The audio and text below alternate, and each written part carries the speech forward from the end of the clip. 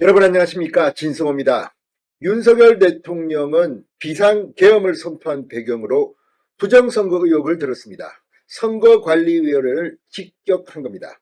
자, 그런데 이와 관련해서 지금 파문이 계속 커지고 있습니다. 무엇보다도 이 더불어민주당이 이 선관위의 문제점, 부정선거 의혹을 제기한 한 강사를 구글에 신고했습니다. 이걸 두고 지금 논란이 계속되고 있습니다. 국민의힘은 왜 부정선거 선관위 의혹을 제기했는데 선관위가 신고하지 않고 민주당이 신고하느냐? 더불어민주당과 선거관리위원회는 한 몸이냐고 반격에 나섰습니다. 뿐만 아니라 이 전한길 씨의 케이스는 상당히 지금 많은 사람을 분노하게 하고 있습니다. 더불어민주당이 이제 국민들의 입을 틀어막기 위해서 자신들과 생각이 다르면 유튜브든 강사든 여론조사든 모조리 검열 통제하겠다는 것이냐. 지금 이러한 분위기가 2030 세대의 마음을 움직여서 더불어민주당의 정당 지지도가 폭락하고 있다는 분석도 있습니다. 이런 가운데 이재명 대표의 충격적인 과거가 폭로됐습니다.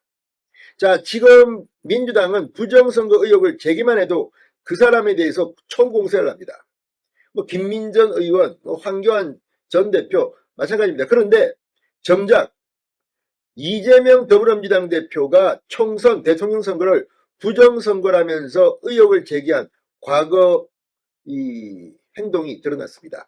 박대출 국민의힘 의원이 폭로했는데요. 이걸 보면 이재명이야말로 부정선거 의혹 제기 몸통 아닙니까?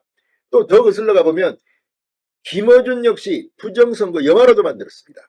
그런데 왜 이제 와서 부정선거 의혹을 이야기하는 강사까지 이렇게 탄압을 하는지. 아무튼 민주당에 역풍이 불고 있습니다. 이재명의 과거가 그대로 드러났습니다. 진성호의 융단 폭격 시작합니다. 더불어민주당을 융단 폭격합니다. 자, 민주당 국민소통국에 따르면 민주당은 공지를 통해 유튜브 채널 중 꽃보다 전한길 유튜브가 올린 대한민국 혼란 선관위가 초래했다.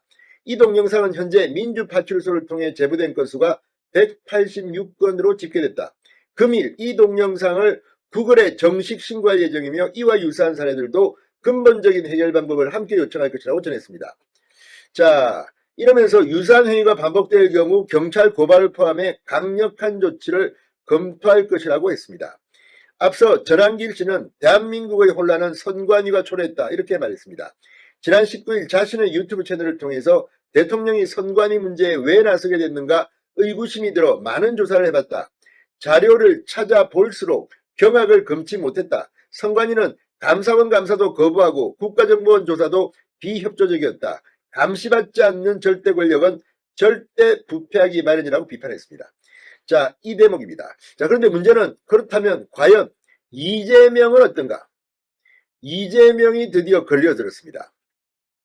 자, 지금 민주당은 요즘 자신들이 승리한 선거는 부정선거가 아니고 자신들이 패배한 선거는 부정선거라고 하는 것 같습니다. 자,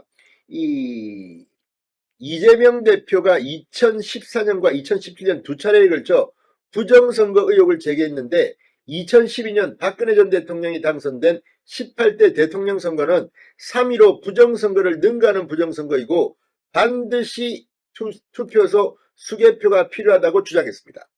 하지만 18대 대선거 관련해서 부정선거 사례가 있습니까? 자, 사선 국민의힘 중진 박대출 의원이 부정선거 의혹 제기의 원조는 민주당이라며 과거 이재명 대표의 발언을 소환한 겁니다. 자, 이 유승민 전 의원도 유튜버 김어준 씨가 2012년 더 플랜이라는 영화까지 제작하면서 부정선거 의혹을 제기했다고 가세했습니다. 자, 지금 이러한 이재명 대표의 과거 부정선거 의혹 제기, 김어준의 부정선거 의혹 제기, 사실 부정선거 의혹 제기의 원조는 민주당이라는 박대출 의원의 말이 맞는 것 같습니다. 자, 선거관리위원회가 아니라 더불어민주당이 일타 강사 전한길 씨를 구글에 신고한 데 대해서 권영세 국민의힘 비대위원장은 선관위와 선거제도의 문제점을 지적했을 뿐인데 왜 민주당이 발끈하는지 선관위와 민주당이 한 몸이라는 것인지 라고 비판했습니다. 자, 지금 이 전한길 씨의 이 문제 제기는 상당히 큰 영향을 준 것 같습니다. 자, 지금 이 부정선거 의혹에 대해서는 이제 한 번쯤 전반적으로 제도 개선이 필요하다. 정말 문제는 없는가? 그런데 이거는 문제 제기만 해도 말이죠. 이거 지금 뭐 마치 정신이 이상한 사람처럼 보는 이런 풍토. 이것부터 고쳐야 할 겁니다. 자, 아무튼 이 전한길 씨의 울림이 상당히 큽니다. 자, 전한길 씨는 논란이 일자 공직을 이렇게 말했습니다. 이재명 야당 대표, 야당 의원, 여당 의원, 여당 대표, 여당 전 대표, 대통령, 국회의장까지도 부정선거 의혹이 있을 수 있다는 것을 제기한 것은 이미 언론에 다 알려진 것이다. 민주주의의 가장 근본인 주권행사인 투표의 투명성과 공정성을 높이자는 것인데 이게 뭐가 잘못됐길래 다들 언론도 죽으라 달려드는지 이해가 안 된다고 적었습니다. 이 말이 하고 싶은 겁니다.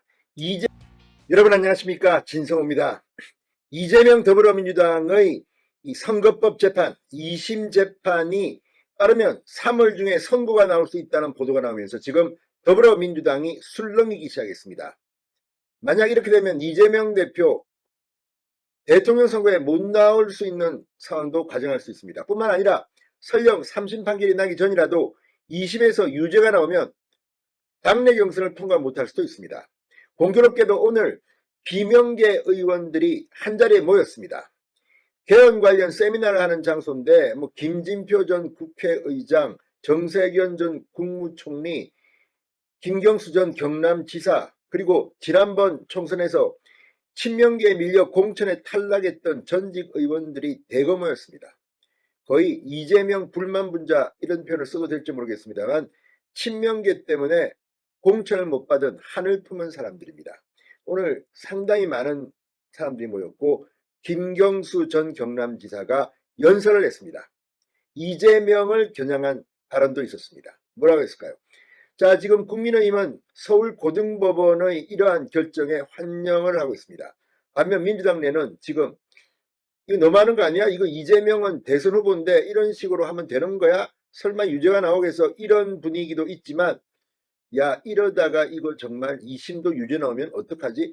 자, 실제 지금 서울고법은 3월 12일까지는 이재명 재판부는 다른 사건을 맡지 않습니다. 그리고 민주당 의원들 스스로가 이거 증인 채택 뭐 이런 것들 대폭 줄이는 거 아니야? 그러면 1심처럼 유죄 판결 나오는 것 아니야? 이런 걱정도 커지고 있다고 합니다. 물론 일부는 무조건 무죄다 주장하지만 과학적이지 않습니다. 아무튼 지금 민주당이 이재명의 2심 소식에 긴장하기 시작했습니다. 진성호의 융단 폭격 시작합니다. 더불어민주당을 융단 폭격합니다.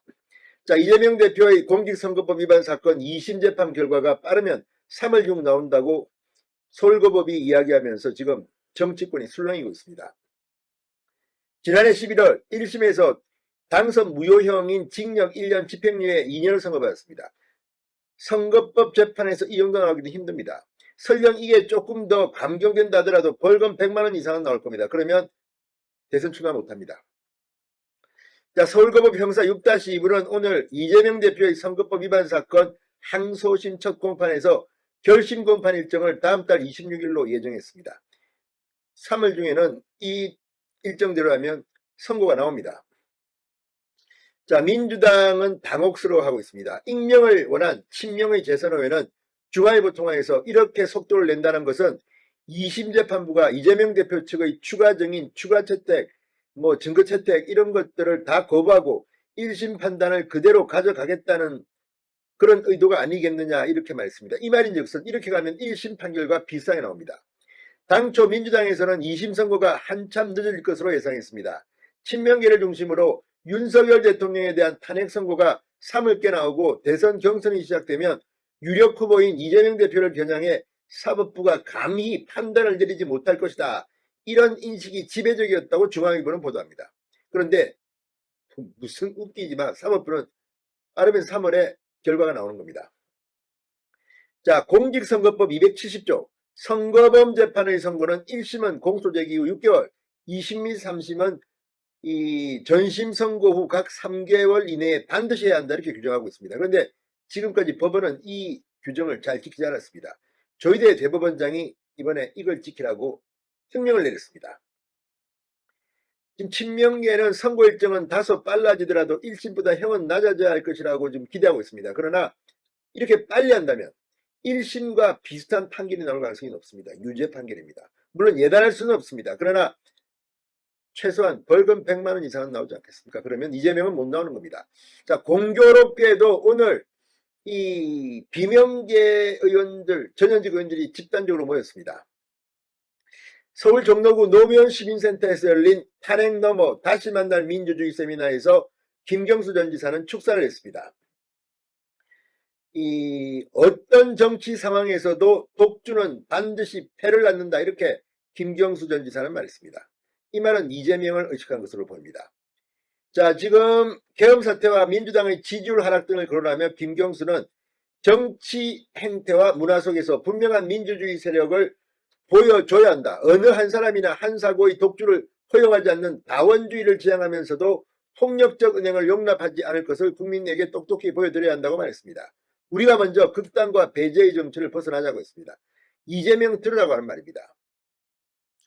김경수 전 지사는 세미나 후 기자들과 만나서도 정치에는 다양성이 필요하다고 재차 강조했습니다. 이재명 1급 체제는 안 된다는 말로 보입니다. 자, 오늘 이 행사에는 전현직 비명계 의원들이 총 출동했습니다. 박광원 전 원내대표, 강병원, 고영인, 양기대, 윤영찬, 이탄희, 정춘숙 전 의원 등이 자리했습니다. 이들은 정말 잘 나가던 의원들이었습니다. 그런데 지역구에서는 상대가 없을 정도로 센 사람들인데 이재명의 공천에서 탈락의 눈물을 흘려야 했습니다. 뭐 이상한 제도를 해서 너 10% 상위 20%에 들었어. 마이너스 얼마? 불만 분자들입니다. 한마디로. 현역 중에는 송기현, 김한교 의원도 참석했습니다. 이철희 전 청와대 정무수석, 박능우 전 복지부 장관 등 문재인 정부 인사도 모였습니다. 그리고 김진표 전 국회의장, 정세균 전 국무총리도 함께했습니다. 이렇게 많이 모이는 자리는 최근에 없었을 겁니다. 이재명이 지금 틈을 보이고 있습니다. 민주당의 지지율이 떨어지면서 비명계가 이제 움직이기 시작한 겁니다. 오늘 이재명의 이심 소식, 그리고 오늘 이런 모임.